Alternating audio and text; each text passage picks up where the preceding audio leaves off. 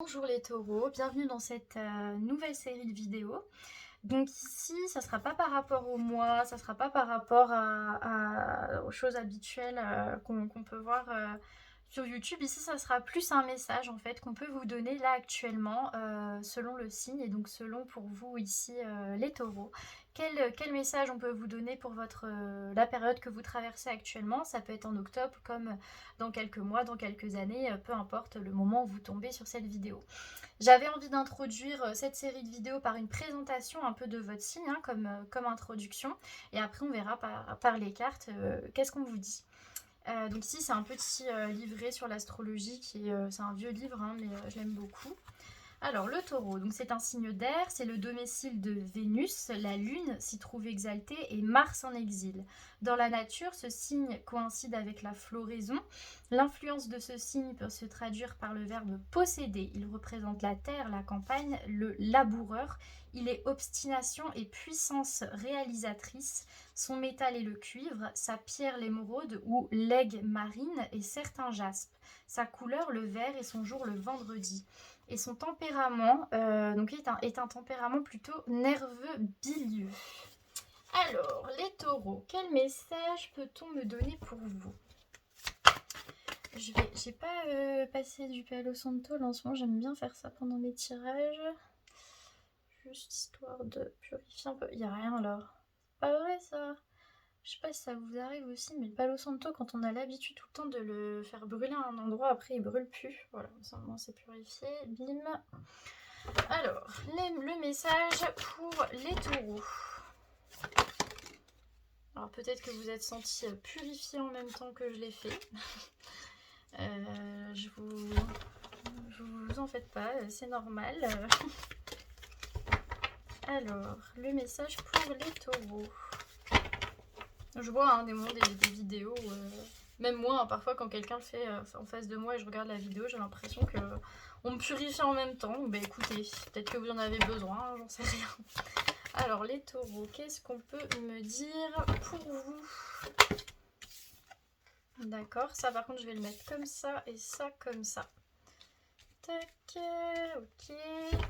Encore une ou deux cartes pour les taureaux. Une. Oula. Ok, elle a vraiment voulu sortir. Encore une dernière ou pas? Non. Oh, si j'ai quand même envie d'une dernière ou pas? Ouais. Yes, parfait. Tac, on va prendre l'oracle. Alors, les taureaux. Pourquoi le 8 d'épée pour les taureaux? Ouais, bon, écoutez, je vais prendre les deux qui sont tombés comme ça. Pourquoi le 4 de bâton pour les taureaux? Non. Pourquoi le 4 de bâton? D'accord. Pourquoi le 10 de denier pour les taureaux? D'accord. D'accord. Pourquoi la force pour les taureaux? Ça vous ressemble bien, la force. Pourquoi le valet de denier? Peut-être un peu têtu en ce moment. D'accord. Pourquoi le 9 d'épée? On va pas m'aimer. Alors là, dire à un tarot qu'il... Ah, un tarot. Un taureau qu'il est têtu, ça va rire. Alors, l'impératrice, d'accord. D'accord, et ensuite le valet d'épée. D'accord, ok. Alors, les taureaux, on a le 8 d'épée. Le 8 d'épée, il nous parle de contradiction, avec réparation et heureux hasard. C'est comme si vous étiez, donc je vous montre la carte de contradiction, c'est comme si vous étiez dans une période, en fait, vous avez envie d'aller mieux, et en même temps, cette période, elle est charnière, c'est bizarre un peu. J'ai l'impression que c'est une période où vous avez envie de penser vos plaies. Il y a un besoin il y a un besoin d'aller mieux. Il y a un besoin, voilà. Ces enfants, ils regardent un peu le ciel. Hein, on a espoir que ça aille mieux. On a envie d'être mieux, etc. Mais c'est marrant parce qu'à côté, j'ai heureux hasard. Alors c'est comme si tout autour de vous, il y avait des choses bénéfiques. Tout autour de vous, il y avait peut-être des opportunités, mais ouais, il y a des opportunités, il y a des choses qui arrivent comme ça, mais vous vous en rendez pas forcément compte parce que vous êtes un peu... en fait, vous êtes convaincu que vous devez guérir, que vous devez aller mieux. Et en fait, en étant trop dans ce truc de... non mais ça va pas, je dois aller mieux, je dois prendre soin de moi, oui, mais je dois me guérir, je dois machin. Et ben en fait, vous voyez pas qu'en fait autour de vous, il y a que des bénédictions en fait. C'est un peu ce qu'on vous dit. C'est c'est un peu voir le verre à moitié vide en fait. C'est une période un peu compliquée, j'ai l'impression.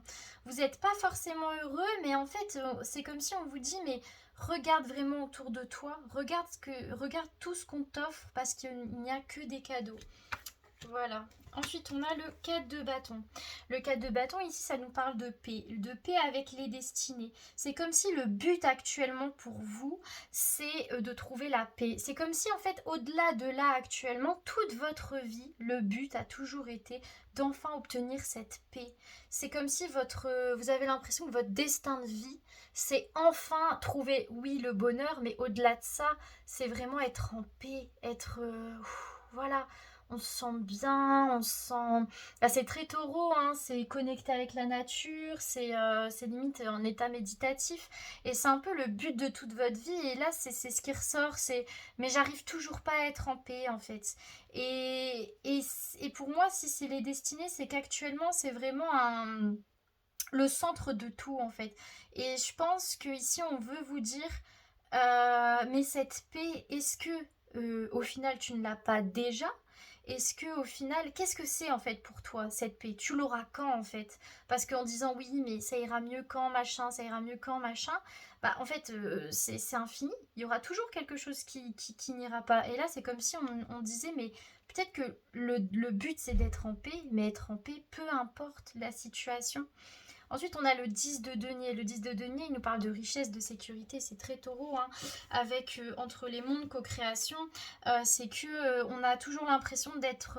on n'est jamais satisfait, on se sent jamais dans la sécurité, on n'a jamais l'impression que c'est assez, en fait.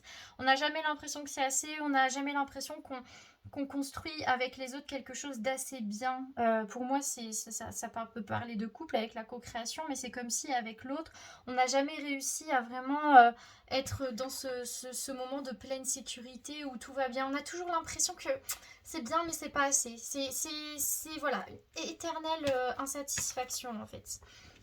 Avec la force et tourner en rond, c'est qu'en fait, j'ai l'impression qu'on vous dit, mais à trop, justement, c'est ce qui fait votre force hein, aussi, les taureaux, le fait de vous lâcher rien, vous êtes déterminé, vous voulez quelque chose, vous foncez, etc. C'est votre force, c'est bien. Mais ici, c'est comme si votre force, vous la mettez à l'utiliser pour chercher ce qui ne va pas en fait. C'est comme si vous étiez dans une pièce et vous dites à tout le monde, mais il y a un truc qui va pas dans cette pièce, je le sais, je le sens, je vais vous le montrer. Et en fait, vous tournez dans la pièce tout le temps, tout le temps, tout le temps, et vous trouvez jamais ce qui va pas. Mais vous dites, mais non, mais ça va pas, je le sais, je le sens. Et en fait, vous êtes obstiné là-dedans. Et en fait, j'ai l'impression que vous mettez tellement d'énergie à voir ce qui ne va pas, qu'au final, vous voyez même pas ce qui va dans cette pièce. Vous mettez tellement d'énergie à trouver les petits trucs qui vont pas, qui peuvent vous agacer, qui peuvent vous mettre dans ce sentiment d'insécurité, etc., qu'au final, vous voyez pas qu'il y a aussi des choses qui sont bien dans cette pièce, des choses qui vous rendent heureux, des choses qui... Et puis même si cette pièce n'est pas parfaite, c'est la vie, c'est ce qui fait qu'elle est... C'est ce qui fait qu'elle est, elle fait partie de la vie, elle est vivante. La vie, c'est pas noir, c'est pas blanc, c'est pas tout joyeux, c'est pas tout triste, c'est gris en fait. Et à trop vouloir regarder tout ce qui est noir, vous oubliez les nuances. Voilà, c'est ça. Il y a une quête de, c'est être en paix, c'est pas être que dans le blanc, c'est accepter peut-être les nuances. Avec le valet de denier, et la tribu, le valet de denier, c'est une étude, c'est une réflexion. Avec la tribu, c'est que les gens qui vous entourent, ça vous permet de vous remettre en question. Votre famille, c'est ce qui fait que vous êtes stimulé intellectuellement, c'est ce qui fait que vous êtes stimulé dans votre vie. Et c'est ce qui fait que vous vous renouvelez toujours, vous êtes sans cesse en introspection. Et c'est ce qui vous fait du bien aussi. Le 9 d'épée, ça nous parle ici plutôt de troisième œil, d'intuition, avec confiance. C'est que non seulement on vous rassure, oui, vous pouvez avoir confiance en votre intuition, mais vous ressentez les choses. Vous ressentez les choses et vous pouvez avoir confiance en ce que vous ressentez. Tant que vous êtes en accord avec ce que vous ressentez, ce que vous avez envie de vibrer, vous pouvez avoir confiance. Il y a, ici, on vous demande vraiment de comment dire, d'embraser votre intuition et de gagner en confiance sur ce que vous ressentez. Je sais pas si c'est très clair. Ensuite, on a l'impératrice. L'impératrice, pour moi, c'est vous clairement qui a sorti dans le tirage, évidemment. Pour moi, c'est une personne qui, comment dire, c'est la féminité, hein, mais c'est quelqu'un qui est sûr d'elle. C'est vraiment quelqu'un qui est positionné, elle sait ce qu'elle veut, elle sait où elle va. Et on a en dessous message dans une bouteille avec le respect des règles. Pour moi ici ça correspond à la communication.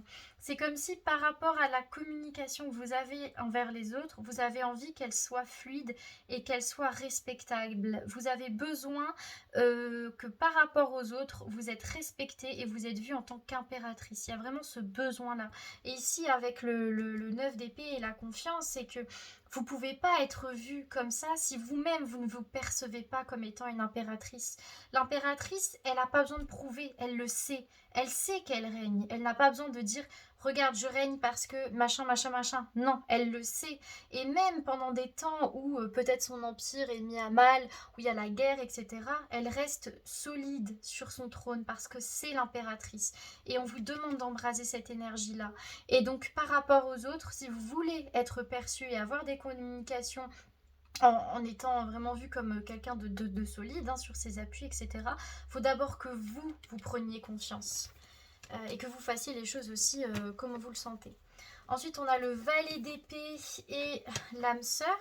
Alors pour moi, le valet d'épée, c'est tout ce qui est un peu espion, c'est ce qui est en soum-soum, j'ai envie de dire ça, mais c'est ce qui est caché un peu, qui avance mais caché. Avec l'âme sœur, c'est que mine de rien, votre force aussi, c'est votre... pour moi, les âmes sœurs, d'ailleurs, si vous n'avez pas vu La Marche de l'Empereur, je vous invite à regarder La Marche de l'Empereur, c'est un documentaire sur les empereurs, je crois que je vais dire ça à chaque vidéo où j'ai cette carte-là, mais c'est vraiment mes animaux préférés, bref. Pour moi, la carte de l'âme sœur, c'est vraiment le compagnon, hein, le compagnon, la compagne, voilà. Et avec le valet d'épée, c'est comme si, mine de rien, c'est quelque chose qui faisait votre force. Même dans ces moments de peine, dans ces moments où on n'est pas sûr de soi, on a du mal à embraser cette énergie d'impératrice, et bah mine de rien, cette personne-là, elle est toujours là. Même quand ça va pas, cette personne-là, elle est toujours là pour nous rassurer, pour qu'on se sente pas seul. Et c'est quelque chose qui est dont vous vous rendez pas forcément compte, mais qui au final est une grande force pour vous en fait. Il y a un peu cette idée-là. Alors, on va prendre un conseil pour vous, les taureaux.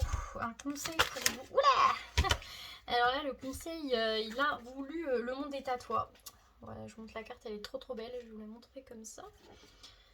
Le monde est à toi. J'ai envie de dire 3, bah c'est marrant, 33. Bref, peut-être que le 3, il y a une signification avec ce chiffre, je ne sais pas, vous me direz. Alors, le monde entier s'offre à vous, tout est possible, tout ce que vous touchez devient or, tout ce que vous entreprenez vous réussit.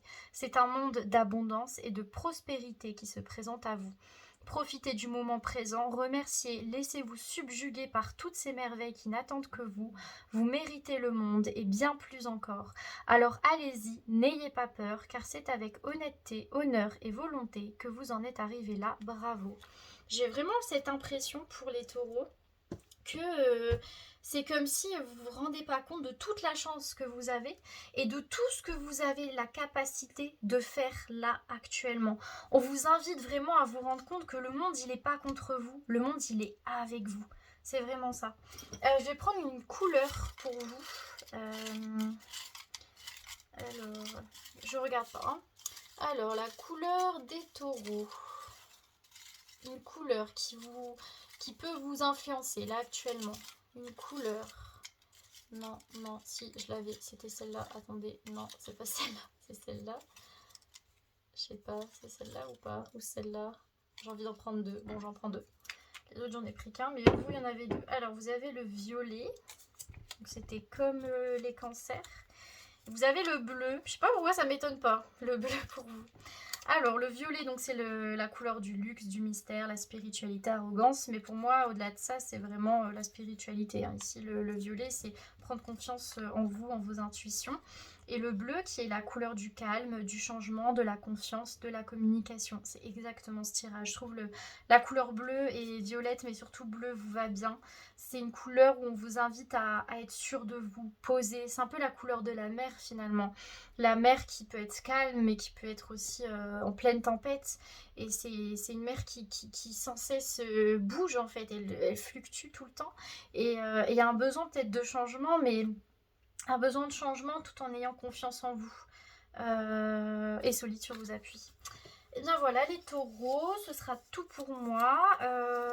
J'espère que ça vous a plu et je vous retrouve pour une prochaine vidéo.